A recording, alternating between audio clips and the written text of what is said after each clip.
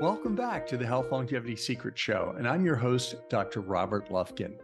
Today, we'll be speaking about the important and really underutilized science of Ayurvedic medicine and how it can dramatically improve our health and longevity. We're going to learn how to pay attention to gut health as well as circadian rhythms to dramatically lower our inflammation. So be sure and stay through to hear it at the end. Our guest for this discussion is Shivani Gupta, PhD. Dr. Shivani is an Ayurvedic practitioner and expert in fusing Eastern and Western practices that help our bodies achieve equilibrium. She completed her master's in Ayurvedic sciences and her PhD in turmeric. She is also the founder of Fusionary Formulas, an Ayurvedic company that helps people with inflammation and pain. If you are enjoying this program, please hit that subscribe button, or even better, leave a review. Your support makes it possible for us to create the quality programming that we're continually striving for. Also, let us know if there is a certain topic that you would like to see covered or a particular guest that you would like to hear from. And now, please enjoy this conversation with Dr. Shivani Gupta. Hey, Shivani, welcome to the program. Thank you. Thanks for having me. So let's dive right in. Tell us what is Ayurvedic health or Ayurvedic medicine, and how can that help us live better lives? Sure. So most people have not heard of Ayurveda, and it's my mission to spread awareness of this incredible science. Ayurveda means the science of life. It's a whole system of health, healing, and medicine from India that's over 5,000 years old. And typically here in the West, we just haven't heard of it yet. But if you dive into Ayurveda, it's a lifestyle. It's a way of life that we can live every single day. It encompasses diet, nutrition, detoxification, circadian rhythm, self-care tools that are so profound for our overall health and detoxing of our body. It covers how we should sleep, how we should eat, herbs and spices that I call the super spices that can help us really up-level our health in a profound way. So to me, it's like this treasure chest, and I just want everyone to know it so we can pull tools from it as needed and build that vibrant health and that longevity that we all want. Okay, let me try it again and see if I can pronounce it correctly. Ayurveda, right? Yes, everyone pronounces it different. It's Ayurveda. Ayurveda. That is great. Well, I'm so looking forward to hearing about this today and diving deep with Ayurveda. But before we do, you have such a fascinating story and your backstory, how you got interested in this area. You're the only person I've ever met or even heard of who has a PhD in turmeric. So yes. You're a world expert on that. So I'm looking forward to doing that too. But maybe tell us a little bit about your background. Sure. So I grew up in Houston, Texas, to an immigrant family, like so many of us who have that American dream story. And my parents worked so hard to give us an incredible life. And we'd go to India every year to see my grandparents, my cousins. And every time I went to India, I would get disastrously sick, like that kind of sick that a lot of people get when they go to India because they ate the wrong thing or had a bite of chutney and it took you down.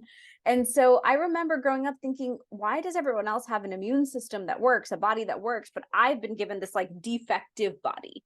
Something has to change.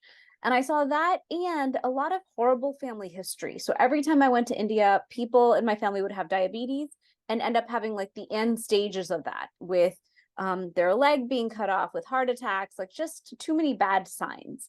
And so I kept thinking something has to be done. Like I have to do something active for my health. I'm not like everyone. And if that's the train wreck that's coming for me, I better create a change. And so luckily on those trips to India, I finally discovered Ayurveda. And I was like, wow, there's a whole system around building gut health and building an immune system that works. I need this thing. And once I applied it to myself and fixed my gut health and built an immune system of steel, I realized, okay, this is my passion now. Let me take it further.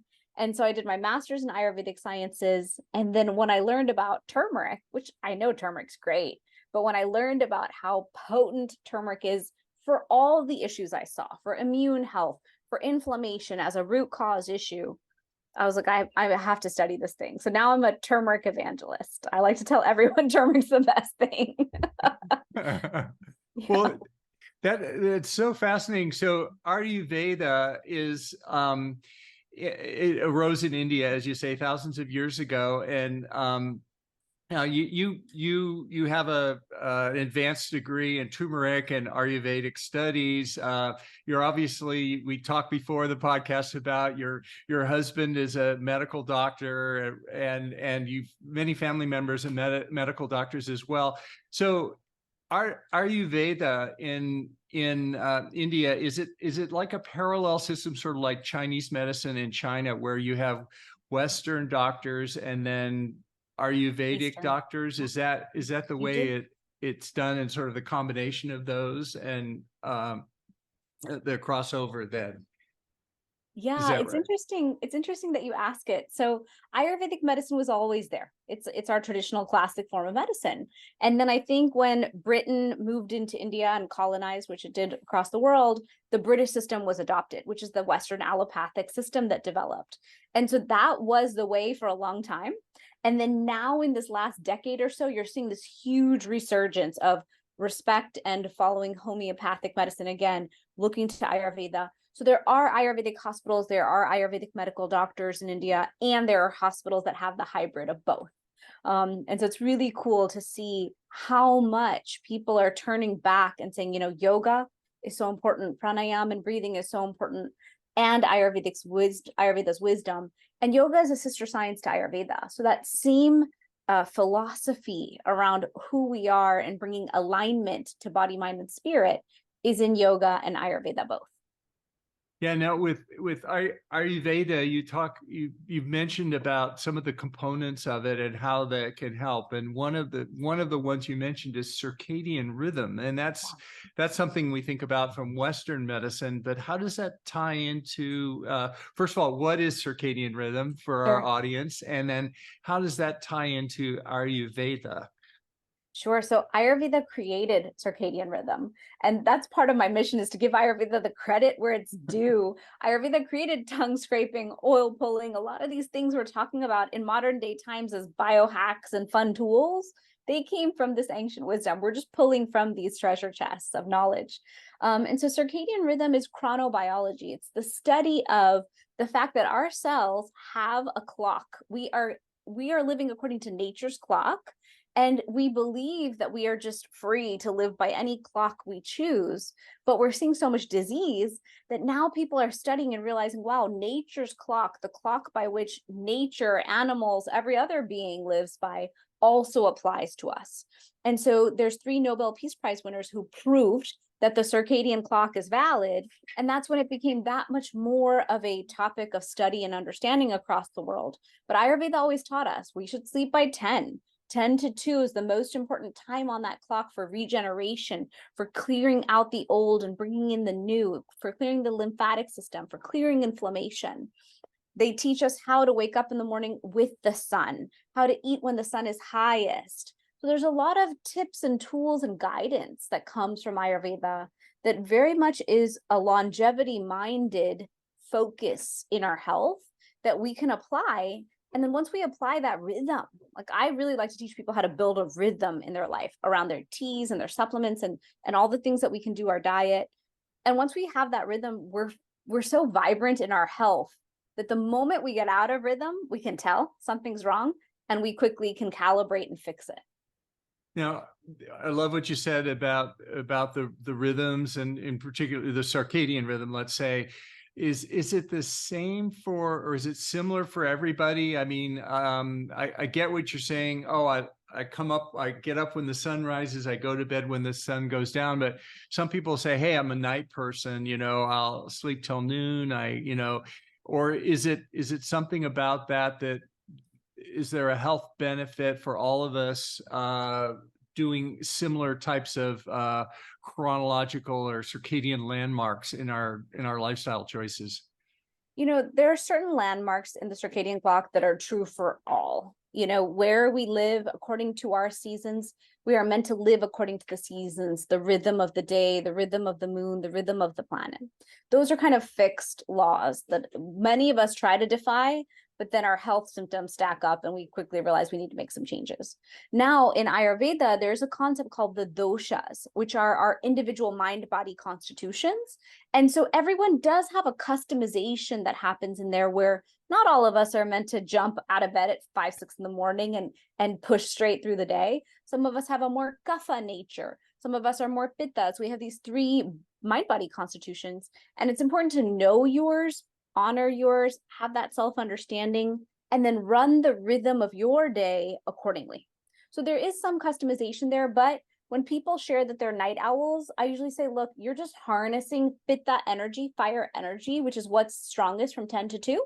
And if you go past midnight, of course, you're going to have a second wind to keep going. But it's our job to discipline ourselves and wind back the clock and move ourselves as close to a 10 to 11 bedtime as possible so that we can give the body that rest and rejuvenation we need, or we're never going to win at our inflammation and health.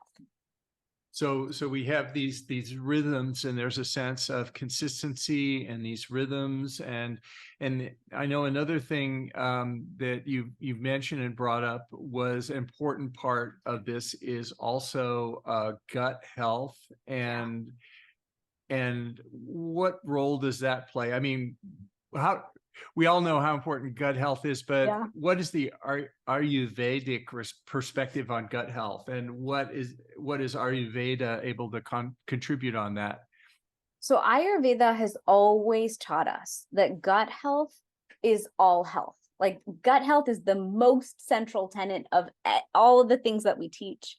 And so gut health, we think of it as a campfire in our center. And that fire is to be tended, it's to be loved, it's to be managed carefully because it is the center of life. It's our immune system, it's our energy, it's our metabolism. It's all the processes that matter most. It's assimilation and absorption and excretion. So it's something to be honored and revered and not taken for granted. So I love that about Ayurveda because we have tools, we have gut resets, we have certain spices we use, certain foods we use. Based on the issue that comes to me, I'll tell people, look, this is the protocol for 3 days. This is the protocol for a week. But if we can heal our gut, then we've done the majority of the work towards having that vibrant health and that longevity that we want. So really gut health is the most important central tenet that comes out of Ayurveda. And I think we have one of the biggest toolkits to deal with it compared to a lot of the other systems. And with gut health, there's an increasing number of voices about gut health saying that one way to improve gut health is through just not eating all the time and giving your gut a rest. Does Ayurveda have a position on fasting? Is that a tool there? And what is the viewpoint of fasting, or not necessarily what you eat? We'll talk about that in a minute, but when you eat, what is the position there on that? Sure. Fasting is definitely a piece of Ayurveda. So naturally, we teach in the daily rhythm 3 hours before bed, stop eating. So normally, if you have to sleep by 10, you're done with dinner by 7. So if you're done by 7 and you don't start your day or start eating before 7 the next day, already a 12-hour fast is naturally built into the Ayurvedic system. You can push that further, 12, 14-ish. The other thing about Ayurveda, though, is we believe in a more moderate lifestyle. So sometimes I see people taking concepts like fasting and getting really extreme with it. I think that really comes down to your constitution, your body, your digestion. So fasting for a day has definitely been part of Ayurveda and the Indian culture. For a health standpoint, give the gut a rest is fine. But we don't believe in being so extreme that we are causing more problems. Like we're putting a tax or stress on the body. So it's built in, but respected. It's both. Mm-hmm. And so that's when we eat. What does Ayurveda say about what we eat, and what are the tools available for gut health with the supplements or spices and that sort of thing with Ayurveda? Sure. So we teach that there's so much opportunity to look at what we eat and how we eat it to give us that optimal health that we crave. So Ayurveda teaches about the sattvic diet. It's spelled Sattwic, sattvic. But what it means is eating this very yogic diet where we look at, are we eating foods that are natural from the earth? Are we eating processed foods? Don't microwave your food. Don't damage your food. Don't eat old food, cold food. Don't eat leftovers that aren't good anymore, that are dead, that are lacking in prana. So there's so much wisdom around, like, if you're in my house, we have fresh food every day, and I don't allow leftovers past a day. I prefer that we only reach for frozen food in emergencies. Like, food is honored as that nutrient density, seasonal food and love that we need to put into our body if we want our body to love us back. So there's so much there in terms of how you eat. I teach people never consume water within 30 minutes of a meal, before or after. You're going to turn off your digestion. You're basically pouring water on the campfire, asking the campfire to do its job at the same time. It doesn't work that way. So if you want to optimize digestion, there's simple habits that we can adopt from Ayurveda that will be a game changer regardless of what you're eating. Because in modern day times, a lot of us are going to eat our fun foods, our inflammatory foods. But Ayurveda also gives us powerful herbs and spices, turmeric, ashwagandha, cumin. There's so many spices that can support the digestive process, fix our digestion, fix our inflammation, and then let us move forward healthy. Yeah, I'm hearing you say there are many benefits of Ayurveda on eating, but one is the type of foods natural from the earth. I'm hearing avoid junk food and Yes. processed foods, and Yes. which most of us eat all the time, unfortunately. Right. But so we've mentioned the circadian rhythm a little bit and the importance of the rhythms of life, and then we've talked about gut health a little bit.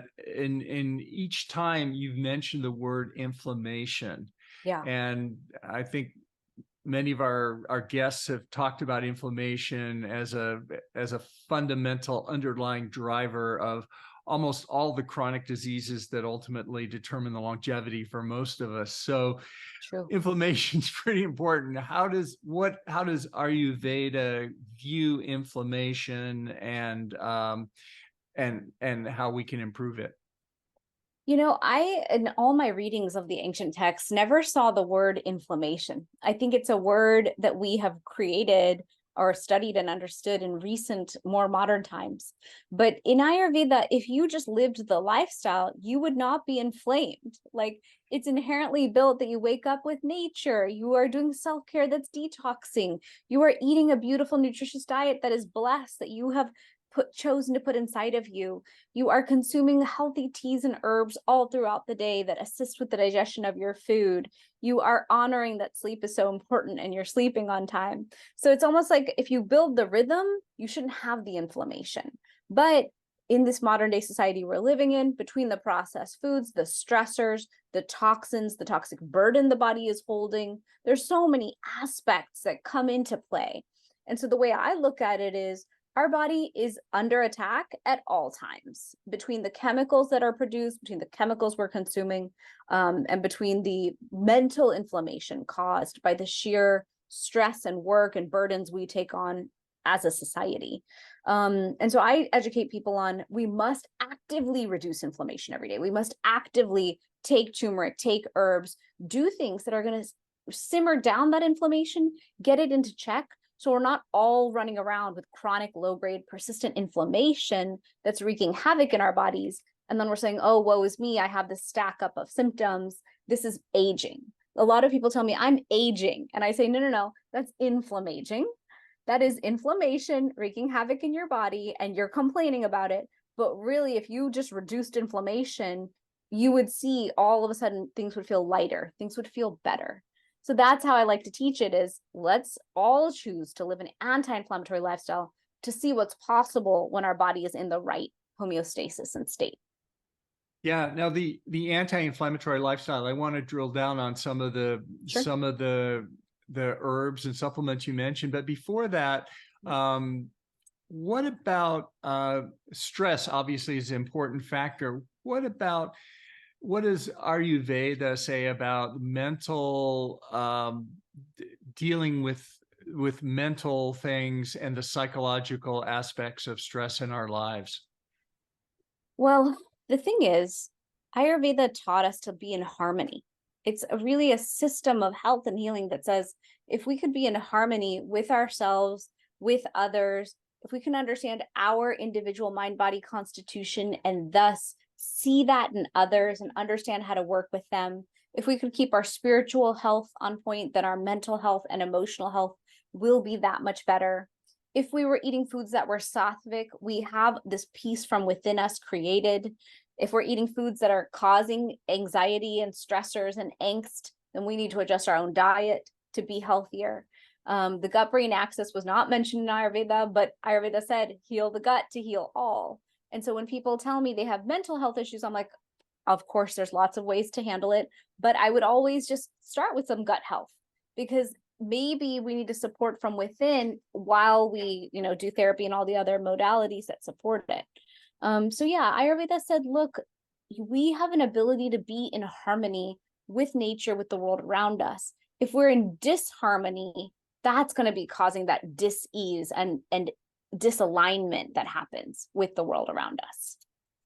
And in India as a country and the culture associated with it has a huge tradition of meditation and that sort of thing. And I just signed up for my first week-long intensive meditation retreat, which I've never done before. So I'm very curious. I'm perking up about it, meditation now, and also.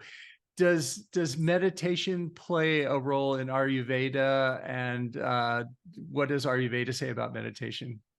So within Ayurveda, we teach the 12 self-care rituals to do every single day for vibrant health. And we call that dinacharya, the daily rituals that we should live by. One of them is wake up and meditate. Like, it's part of our daily rituals. Wake up, meditate. When you brush your teeth, use a tongue scraper. Do oil pulling. Oral health is all health. We dive into yoga. We dive into self-massage, which is abhyang massage, which is very grounding. So there's these 12 steps. I can't do them all in the morning because I have kids to get to school. So a lot of times I take them and I put them in the evening as my bedtime ritual, as part of my sleep hygiene and sleep ritual to invest in better sleep. But meditation, deep breathing, pranayam, all these things are meant to be daily. And I think if we can build the rhythm of doing them at some point in the day, I teach everyone, look, let's make it easy. Let's make it doable. Let's not make it about perfection. I don't meditate every day. I am not perfect, but I make sure that at some point I could be blow drying my hair and I forgot to meditate in the morning. I'll say, you know what, right now, just take 2 minutes and tune in and recenter and ground and get that peace you need. Or I'll be driving and I'll say, okay, I'm not taking any phone calls or music for this 20-minute drive. I'm just going to totally zen out and tune into my intuition. So a lot of Ayurveda is teaching us your own intuition has the answers. You just need to train yourself and your intuition to communicate that with you. You're about the third person I've talked to recently that's mentioned tongue scraping, which is something I have to confess has been completely off my radar for a long time, but I'm going to look closely at it. Yeah. Any pointers for beginning tongue scraper? Yes. Like myself? I think I will be more well known on this planet about tongue scraping than turmeric, which is going to be funny, but I mention it and it's an easy habit to adopt. So tongue scraper, you just buy one on Amazon or anywhere. I have one on my website, but there's copper tongue scrapers. We recommend copper because it's an antibacterial metal, so it stays clean over time. Not these like toothbrushes and modern plastic ones we're coming up with nowadays. Metal tongue scraper, please. It can be steel, it can be silver, it can be copper. You take it and you gently scrape the tongue. Don't gag yourself. So you gently scrape the tongue 7 to 14 times in the morning. And on the tongue, any Ayurvedic practitioner would deep dive into looking at your tongue and making sure, do you have this white film on your tongue? That white film indicates ama. Ama is AMA, but ama means toxins in the body. This accumulation of toxins that most of us have is there sitting on the tongue. And so by scraping the tongue, we're actually gently massaging all the organs of the body similar to reflexology on the feet, is thought to impact all the organs of the body. And so when you do tongue scraping, you're massaging all the organs of the body, you're detoxing them, and you're removing that toxin film that exists inside of all of us. So it's a very powerful self-hygiene ritual. It's pretty much free because you can buy that one tongue scraper and it lasts for life. It also ignites the digestive fire in the morning. So it opens up that campfire and gets it ready to churn and burn what we're going to eat and use all day. So the practice would be in the morning before or after brushing your teeth? I do it after. After, okay. And that I get that all the toxins accumulate from the night before. And that's great. So the tongue scraping, definitely going to go to your website, and we'll talk about your website later at the end, how to get there. But the one thing I haven't heard other people recommend, to me at least, is oil pulling. Although I've seen I think I know what that is. I've seen it in Ayurveda practices before. Is that something that you do yourself, or is someone do to you, or what is the setup for oil pulling, and what do you recommend for that? So oil pulling's easy. You take any food grade oil, any organic oil, it could be almond oil, coconut oil. In Ayurveda, we love sesame oil for everything. We think it's the king of oils. It's antibacterial. It's very good for the body. It's very nourishing. It has vitamin E. So it has a lot of properties to it. So we use sesame oil for everything. You can buy sesame oil that's not been there's like cooked sesame oil. You want like raw, filtered, clean sesame oil that's organic, which you can buy at the health food store. But basically, you take about 2 tablespoons of oil, put it in the mouth, and hold it in your mouth for 5 to 20 minutes. Somewhere towards the end of that timing, you're going to swish it around the mouth. So you're just going to move it through your gums, through your teeth. And what it's going to do is it's going to collect all those toxins. Our oral microbiome ties directly to our gut microbiome. And so the more you keep this clean, the more you're supporting your gut microbiome as well. You're supporting how you eat, how well you taste your food, according to Ayurveda. And so I recommend every day, if you can do it. But make sure when you spit out that oil, you don't throw it in the sink, the shower, or the toilet. It has to go in the trash, because you will ruin the pipes of your home. You'll clog up the pipes. So that's like a little pro tip. But oil pulling is very beneficial because we're going to take all that toxins and junk and accumulation and get rid of it. So we're thus reducing that toxic burden of the body. Yeah, that I was imagining oil dripping on my forehead on a massage table or something, but oil, I get it, oil pulling to pull the toxins out. And I like the fact that that you spit it out at the end with the toxins, because people who are concerned about seed oils and linoleic acid may not want to swallow some of those, but either way, so that's great. And that's just in the morning, right? Once a day. Is that what you recommend? That's what's preferred. Ayurveda taught all these things for the morning, but again, I believe in being practical. So if it's on the weekend only, and that's when you start, and that's when you have time, fine. If it's only in the evenings before bed, and that's your nightly ritual, also fine. But yes, it's taught to be a habit for the morning. Yeah, I mean, we're learning so much about the mouth now. All the evidence is coming out with, and I've commented that I've stopped using mouthwashes because of their antibacterial effect. And these oils, this seems like a much more benign way of giving your mouth health that doesn't destroy your nitric oxide production or the bacteria of your normal flora. So that's really appealing there. So I'm going to put that on there as well. Awesome. On my list. Now, as far as anti-inflammation, you mentioned several possible things we can consume. Maybe you could go through some of them, or maybe just start with ashwagandha. That's one of my favorite words. I love saying it, and it's such an amazing compound. Anyway, tell us about that one, then we can go to some of the other ones. Sure.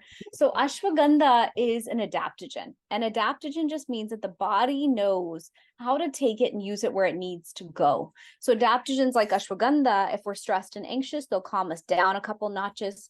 If we're suffering from the blues or depressed, it'll lift us up a couple notches. It truly goes in there and functions like a thermostat to do what it needs to do. And ashwagandha is like one of those very powerful, potent adaptogens that we have available to us that supports people in different ways.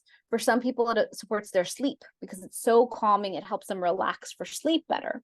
For some, they can take it in the morning and it's going to calm you down a few notches to deal with the stresses of the day and help you stay focused and calm to get your list done. So everyone takes these things differently. I think ashwagandha is so powerful. Turmeric is so powerful. Ginger is so powerful. So we can have like a mindful medicine chest. I call it a pharmacy, F-A-R-M. So this pharmacy that's available that has all these natural tools in it. And then we can make a tea out of it. We can make us, we can take a supplement for it. We can reach for what we need to based on the phase of life we're in or the week that we're dealing with. Yeah, I love the idea of an adaptogen. It's sort of like ginseng in Chinese medicine is sometimes classified as an adaptogen. It's sort of, like you say, it goes in and fixes whatever needs to be fixed. And ashwagandha is similar to that. Now, the other drugs you mentioned, or drugs or compounds you mentioned, talk about those. How do those help with inflammation, and what do you recommend? What does Ayurveda say about those? Sure. So, whenever people talk about superfoods, I kind of laugh because as an American, I'm super into superfoods as well. And whenever I went through the list of superfoods to look up the benefits, I was like, okay, you want me to eat maca root? You want me to eat all these weird things I've never had before? And I've bought all of them and they look kind of gross sometimes. So I'm always like, well, let me go look up the benefits. A lot of times it's antioxidant, anti-inflammatory. And I always read that and I was like, okay, fine. Well, why am I taking 10 different things that give me an anti-inflammatory, antioxidant benefit? Like what is one thing that can get me there? So that's why when I studied turmeric, I was like, okay, if this one thing will give us all that benefit, then we're winning just by taking the one thing. It makes it easier because we can't always do every single health habit. So turmeric, the reason I'm so passionate is not only a very powerful anti-inflammatory and a very potent antioxidant, it's also antibacterial, antifungal, antiviral. It does so much in the body. I'm part of a team that's researching why is it so well received from our body? Like, why is it showing up that every receptor in the body can receive it almost? But to me, it does the job so well. I just rely on the turmeric to do it. Then I don't have to do this whole superfood chasing thing that a lot of us are doing, putting everything in our shakes. So turmeric to me is a powerhouse. Ginger is another great powerhouse. When people take their turmeric, I want them to take it with black pepper or a healthy fat for absorption. The way I explain it is fresh turmeric has benefits. A lot of us are into the fresh solutions, but when you dry it and put it in spice form, it's more potent. And when you take the extract out of it, curcumin, it's that much more potent. And so a lot of people are spending their time sprinkling turmeric on their chicken, but not using black pepper, not adding the healthy fat consciously. So we're not getting the results that we want. Or there's this modern trend, like make it a latte. Well, if it's a skinny latte, it's not absorbing. We're just wasting our time, wasting our effort. So I really want everyone to know turmeric's a powerhouse. You can totally win taking turmeric, but take it in that very potent form that will drive the result you want, reduce that inflammation, and then we're winning at our health. So for the turmeric, and as we said earlier, your PhD is in turmeric. Yeah. I have to ask, what did you do your thesis on? It was literally on turmeric and all the different ways it can impact each disease pathology of the body. So we went into all the different systems: brain health, heart health, gut health. And now British Journal of Medicine just published a new study on turmeric and PPIs and how they're equal. So to me, I loved diving into the science of how does turmeric impact wound healing? Because then plastic surgery can use it. How does it impact our chronic joint pain? Then orthopedics can use it. Okay, how does it affect a lot of the autoimmune issues that people are dealing with? Okay, let's talk to rheumatology. So to me, I love understanding how we can push forward science to prove what Ayurveda already said thousands of years ago. Ayurveda has already said all this. We're just catching up with the science to validate what we've been practicing. And so for turmeric, you mentioned curcumin, and some people Yes. don't understand the relationship between those two. Are they the same thing, different formulations? Could you talk about that? So out of the entire plant, only 3% of turmeric is the curcuminoids. out of that 3%, the one curcumin is the most effective at reducing inflammation. So a lot of times people are buying supplements, and when they read the label, it'll say curcuma longa. And they're like, amazing, 1,500 milligrams, curcuma longa, sure. Curcuma longa just means turmeric. It's the name of the plant. So Oh. it's funny, if you really finally read the labels, some people forget the black pepper. Some people are giving you curcuminoids and a lot of turmeric. To me, I was very focused on, if we're going to take turmeric, let's take it in the dosage that'll like really drive a result, so that we're really going after the issues that we have in our lives. And then we're truly going to prevent inflammation from running rampant. Because what people don't realize is chronic low-grade persistent inflammation is kind of like this forest fire. And if we aren't going to take a fire extinguisher and go after it, we're just going to leave this fire unchecked. And then we've got this permanent damage. And then we're trying to backtrack from it, but it's too late. Yeah, and I would suspect that a lot of the common drivers that turmeric and curcumin help, that affect all of the chronic diseases almost, is inflammation, right? And so if you turn down inflammation, there's a dramatic effect on that. Do you use any markers for inflammation in your patients that you in now getting onto sort of your practice? Do you follow like C-reactive protein or anything, or is it more subjective and how they're feeling, that kind of thing? So you know that the dose is right for the turmeric, I guess, and the other medications or the other supplements. When I sit down with people for Ayurveda, it's more of an Ayurvedic lifestyle practice. So I look at what are the issues going on. If there's a serious medical issue, I send it out. I know such incredible doctors across every subspecialty. And I'm like, you need to go to them, go get that data, go get your diagnosis, and go get a treatment plan. Like, let's be honest about what's happening here and understanding what's really going on under the hood. Now, what's interesting to me is, once you understand what's wrong, there's still an entire lifestyle practice that needs to be put in place, or we will keep causing the problem that's there. We all come in with certain templates, certain genetic predispositions, certain habits that we've learned from our parents around sleep and food. And so I like to look at that and say, okay, you're inflamed. Let's start you on an anti-inflammatory protocol. That's easy. I can show you eat food, sleep, supplements, herbs, teas, how to approach that, how to build the right rhythm. And then we can go from there. So for me, women come to me with all sorts of health issues, a lot of it menopause, perimenopause, chronic joint pain, autoimmunity. And I'll say, look, if you have the right toolkit, you can really resolve this and put your body back into homeostasis. But I like to do it in partnership a lot of times with great practitioners. Yeah, and you mentioned a lot of lifestyle things, and also for the turmeric, the dosage.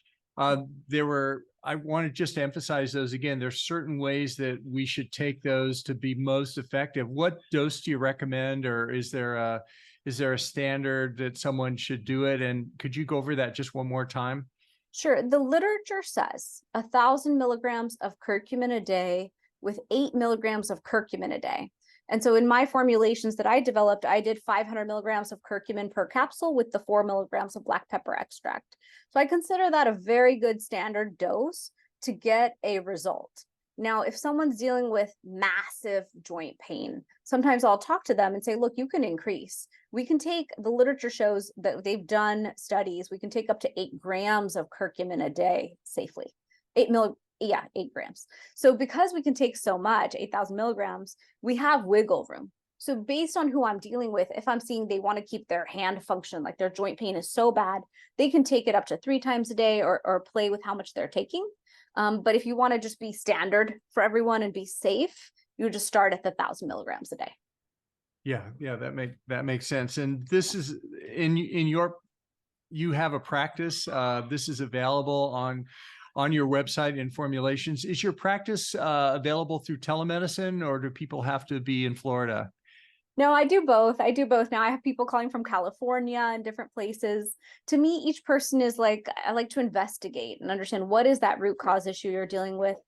How does Ayurveda support you? If Ayurveda can support you. If not, let's use, a functional medicine practitioner to dive in. And then once you know what's going on, we still have to address the root, which is that lifestyle that has to shift.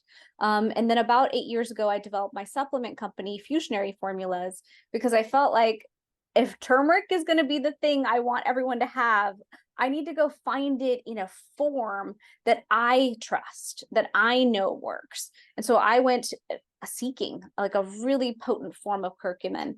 And once I found it, that's what I've been doing, is just sharing, look, take it in the right form and the right potency to drive that result that you want. And then let's also talk about that anti-inflammatory diet and lifestyle, because you can't just take a supplement. You can use it to solve the current issue. Fine, get that inflammation down, but let's put the practices in place to maintain that result now. Yeah, that's wonderful. Well, and how can people find your website and follow you on social media, Shivani?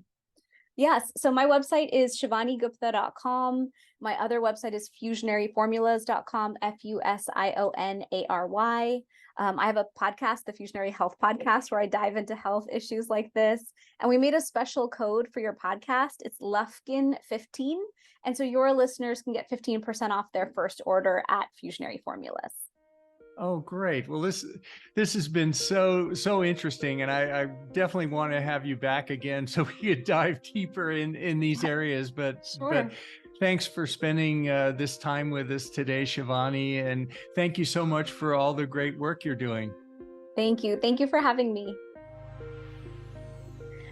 This is for general information and educational purposes only, and it's not intended to constitute or substitute for medical advice or counseling.